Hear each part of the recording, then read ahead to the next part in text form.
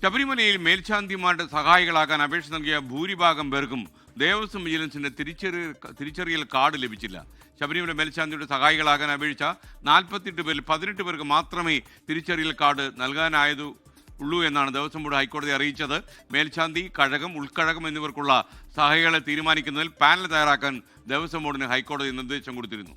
വിഷ്ണു സുരേഷ് കൊച്ചിയിൽ നിന്ന് കൂടുതൽ അപ്ഡേറ്റ്സ് നൽകും. പറയൂ വിഷ്ണു, ഗുഡ് മോർണിംഗ്.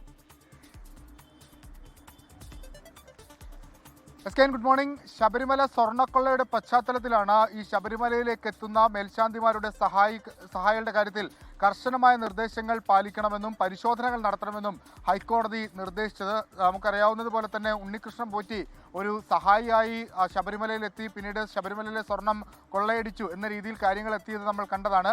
ആ പശ്ചാത്തലത്തിലാണ് ഈ സഹായികളെ നിയമിക്കുന്നതിൽ കൂടുതൽ ജാഗ്രത പുലർത്താൻ ഹൈക്കോടതി നിർദ്ദേശിച്ചത്. അതിൽ പ്രകാരം ഇത്തവണ ഈ ശബരിമല മേൽശാന്തിമാരുടെ സഹായികളായി 48 പേരാണ് അപേക്ഷ നൽകിയത്. അതിൽ 18 പേർക്ക് മാത്രമാണ് വിജിലൻസിന്റെ ക്ലിയറൻസ് സർട്ടിഫിക്കറ്റ് ലഭിച്ചത്.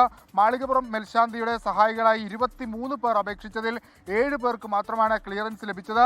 നടപടിക്രമങ്ങൾ പരിശോധിച്ചതിൽ നിന്നും മേൽശാന്തിമാർ, കഴകം, ഉൾക്കഴകം എന്നിവർ നിർദ്ദേശിച്ച പലർക്കും ക്രിമിനൽ പശ്ചാത്തലമുണ്ട് എന്നുള്ളതാണ് വളരെ ഗുരുതരമായ ഒരു കണ്ടെത്തലാണ് വിജിലൻസിന്റെ ഭാഗത്ത് ഉണ്ടായത്. അതുകൊണ്ട് അത്തരം ആളുകളെ ശബരിമലയിലേക്ക് എത്തിക്കുന്നത് ഒഴിവാക്കാൻ വേണ്ടി കൃത്യമായ നടപടികൾ, പരിശോധനകൾ നടത്താനാണ് ഇപ്പോൾ നിർദ്ദേശിച്ചിരിക്കുന്നത്. മേൽശാന്തിമാർ, കഴകം, ഉൾക്കഴകം എന്നിവരുടെ മാത്രം തീരുമാനപ്രകാരം സഹായികളെ തെരഞ്ഞെടുക്കുന്ന രീതി അവസാനിപ്പിക്കണമെന്നും ഹൈക്കോടതി പറഞ്ഞിട്ടുണ്ട്.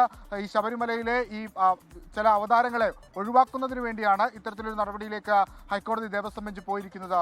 SK, ലോകത്തെവിടെയായാലും ഏത് സമയത്തും 24 വാർത്തകളും ഓഗ്മെന്റഡ് റിയാലിറ്റി പാക്കേജുകളും എക്സ്പ്ലെയിനറുകളും വിശദമായി കാണാൻ ഞങ്ങളുടെ യൂട്യൂബ് ചാനൽ നിങ്ങൾക്ക് സബ്സ്ക്രൈബ് ചെയ്യാം.